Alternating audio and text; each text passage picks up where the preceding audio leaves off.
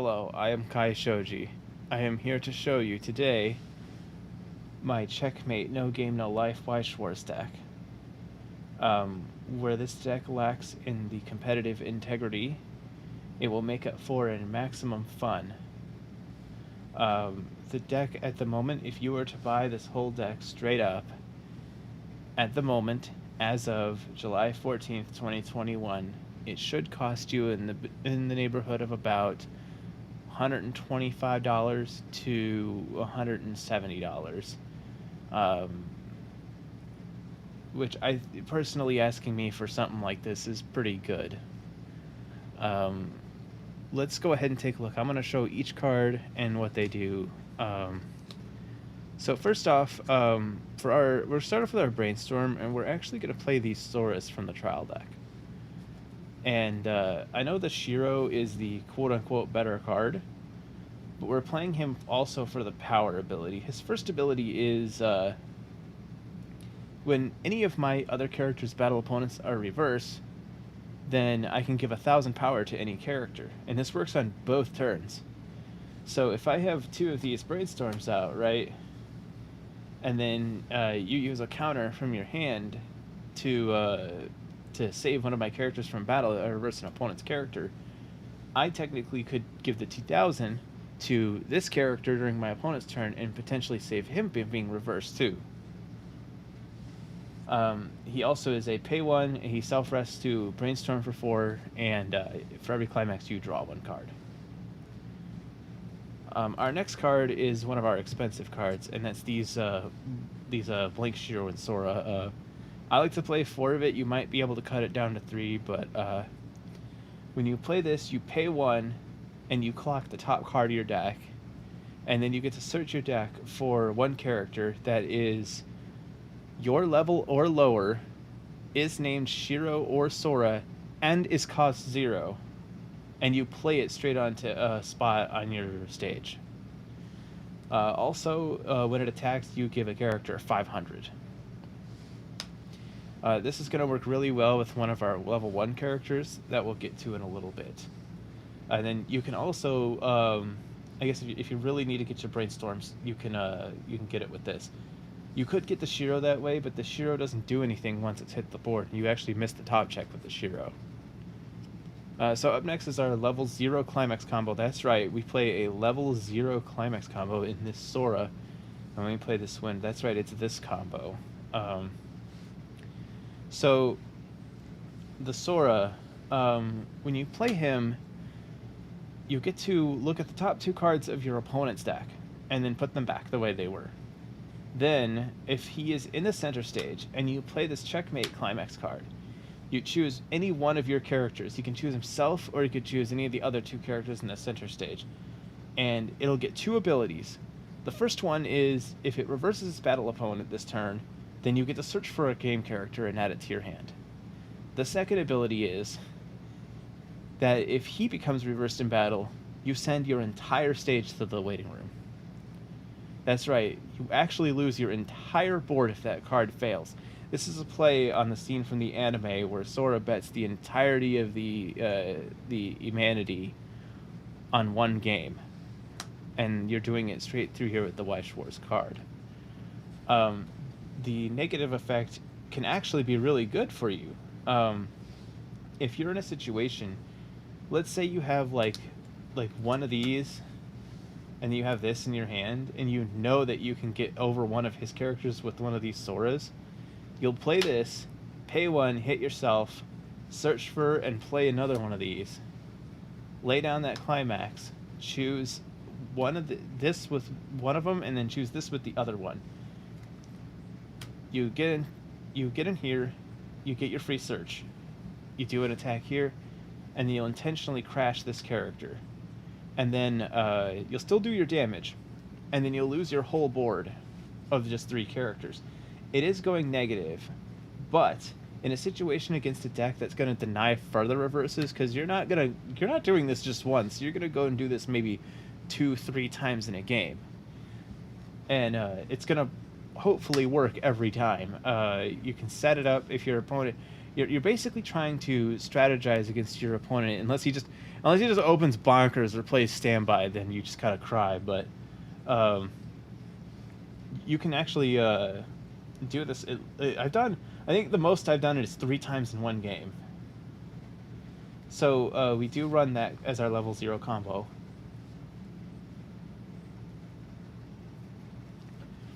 Up next at level 0, we play 3 of these Shiros from the trial deck. This is just a 4,000 oversize. This is the card we want to go to if we want to actually make the Sora happen at level 0. It's your standard 25. If you have 2 or less stock, goes to 4,000 oversize. Nothing, nothing too crazy to write home about, but it is a card that you do want to see early. Up next is 2 of these drop search Soras from the trial deck. More often than not, we're going to drop climaxes with this, or dead level 3s. We do run a ton of level 3s, which we'll see later on. But it's our standard 2,500 drop search. And our last level 0 is this promo from the box topper. This Shiro, when it attacks, you choose one of your characters, and they get 1,000 power times their soul. So if you were playing, this targets one of your other characters. So if you only had one of this Sora, right, you could drop search.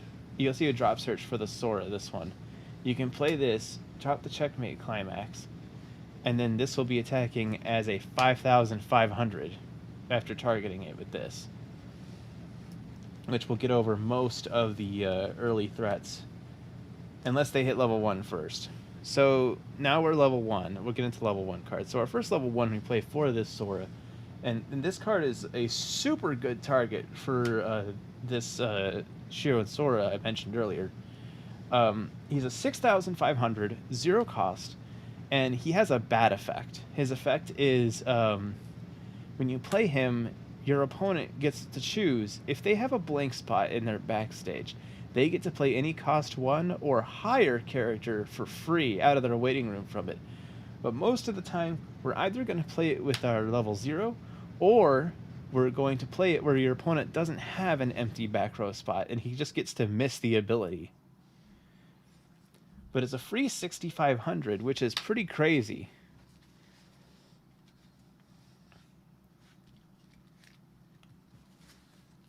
Next up, we play 2 of these Tets.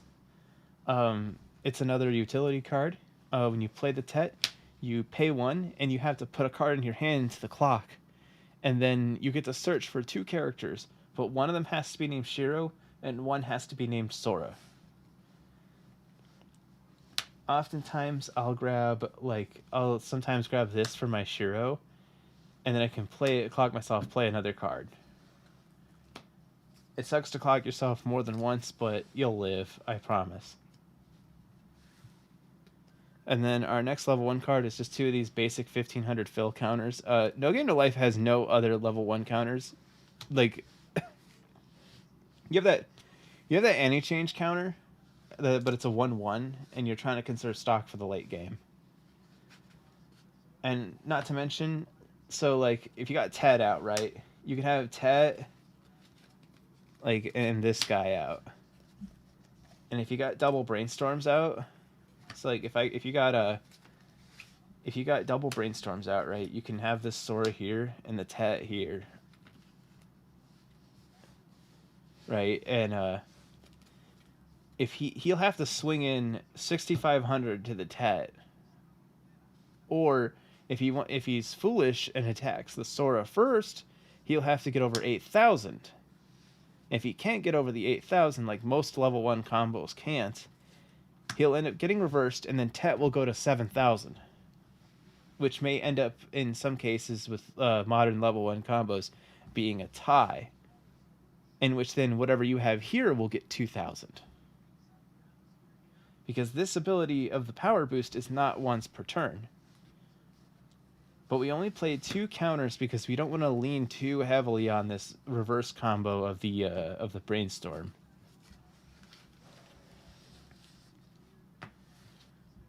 Next, we have 1 of this Box Topper Sora promo. When he attacks, if I have 2 or more game characters, he gets plus 2,000. So he goes to 7,000 on attack. We literally run this card because we can't play 5 of this card. So it's kind of like the next best option. That's named Shiro or Sora. Up next at level 2, we play 2 of these counters.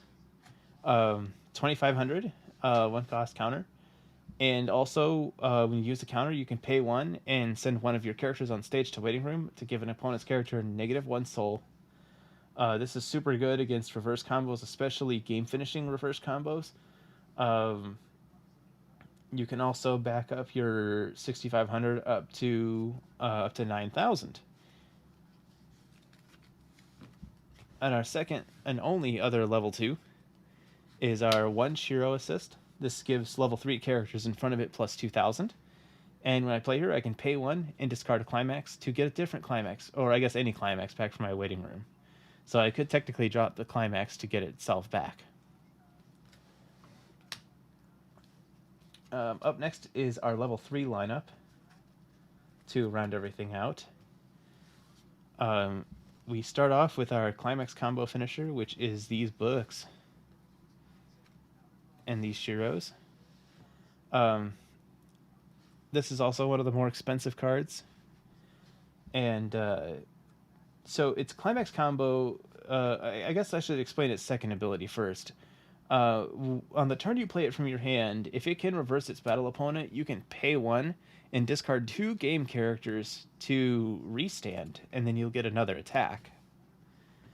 At 9,500, though, that's pretty weak. What the climax ability does is when you play the climax while it's out, then you draw a free card, and then you get plus 6,000 power.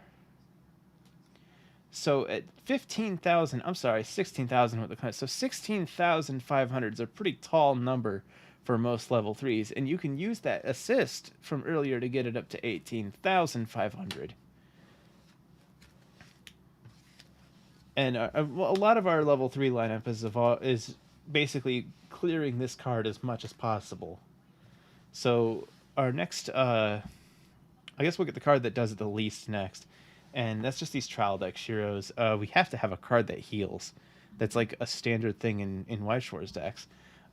This card's actually really good with the 0 combo. If for whatever reason you can't do this, but you also just have your, if you have your huge big brains, these guys if you have these, this card just goes in on them, because this comes out, it heals you. Its first ability is when it attacks, it gains 1,000 power times the number of game characters you have. So on a full board, this Shiro goes up to 14. Is it any others or all? Number of others. So this thing goes out to 13,000. Then, if my opponent, with the climax, it'll go up to 14,000. And then if my opponent cancels this card's attack, it gets an extra 2,000 to 16,000, and you get your 2 searches. But that's only in a situation where you can't do this. You want to do this as soon as you can. And the reason we play this instead of the Sora, there's that Sora I think I have over here. So the reason we play these instead of this Sora, here, is because the Sora doesn't gain power. It's just a 10,000.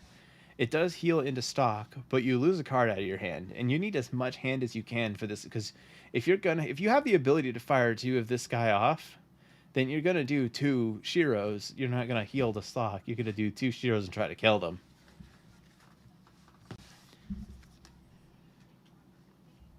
Up next is okay. So here's some good cards here. We have this Sora from the trial deck. So this card gets 500 for every game character I control. And so let's say we have this out, right, and it's in this spot here. When you play this Sora, you get to draw a free card, and then after that, you choose an opponent's character. So you choose the one in front of this, and your opponent isn't allowed to use backups or event cards during this card's battle that turn. So no money counter, no rest counter, no compass, none of that. What else? No, I don't no anti-Titan device mobility gear. None of that. You get to have your restand. So I like to play three of it. You could get away with two, especially running the two tats, but I want to guarantee that I get this every level three I play. And the last cards we run one of, we play one of this Shiro. So this Shiro is an early play. You can play this level three out at level two. If this card is in the clock, it's a 9500, and this is unique. It gains 1500 power every time your opponent uses an act ability, and this goes across both turns. So if he brainstorms, 1500. If he plays a backup against this, 1500. If he plays a backup against something else, 1500. And then also, when you play the Shiro, you draw a free card, and then after that, you can add up to the two cards on the top of your stock back to your hand, and then you have to put the same number of cards from your hand back into the stock. So it gives you a little hand swapping power. I play one, I'm thinking of two, but I think one's fine. And the last card we run is this one Sora, and this is just to push a little extra damage if you can. When you play the Sora, you look at up to X cards from the top of your deck. X is going to be equal to the number of game characters you control. And you can add whatever card you want from those top cards you looked at without showing to your opponent. Then, when this card attacks, you can pay one and discard one card from your hand, and he'll get 2000 power. And if he reverses battle opponent, you deal 1 damage. So this is good in the event that you want to do 2 Shiro Restanders, but you've only got 3 cards to discard. So you can go into this if you have it. You still play as a 1-of because you're still going to reach for this. You want to do whatever you can to reach for 2 Shiros. But this is at least like, hey, I did something else instead. More often than not, the ideal like ending state is to have like 2 of these. You can play this and guarantee this one, do the full restand, and then try to YOLO it. And if he has a counter, then whatever, he's got a counter. And then this guy just swings for vanilla damage. You guess in like the most godlike position, like you play this, and then you play over it with this and do all 3. But I've never seen that happen. All in all, it's a very fun and entertaining experience to play this deck. It doesn't cost a whole lot, at least to me. Seeing people's reactions to this card and its abilities is one of the greatest experiences I've had. Their reactions to people when I tell them I have the ability to blow my whole board up is great. That's experiences you don't get in a competitive deck. Value wise, everything's really affordable except for 2 specific cards that are difficult, and that's this one and this card. These 2 cards are going to be the hardest ones to find. You'll probably, I would say you probably find this for about $8, and then you find this one for probably about like maybe 8 or 9. But there's none of that nonsensical like $20 double rare stuff. Not here. This is no game to life. Like the set's practically a novelty. But hey, you know what? If you can make a deck work, that's great. I'd love to see it because I've made decks up and down, and this is the best I got. And I trade competitive viability. I don't play that standby nonsense or that like put a million event cards in your memory nonsense. Like I traded that out for fun, and I think that was the best trade I'd ever done with this series because the entertainment value is through the roof. So anyways, that's it for the Checkmate No Game to Life deck. It's a great time. If you like the deck, go ahead and give it a try yourself. If not, then feel free to rip into me in the comments because you know how it is, man. Gotta love it. So this is Kai Shoji with fun Weiss Wars. Yeah, if I wanted to be serious, I'd just net deck what somebody else is playing. So this is fun Weiss Wars, and we'll see the next deck profile whenever I feel like doing it, because I don't know if I am going to do this on a schedule. You tell me. anyways, that's all for today. Have fun, everybody, and yeah, build No Game to Life. It's fun, I promise.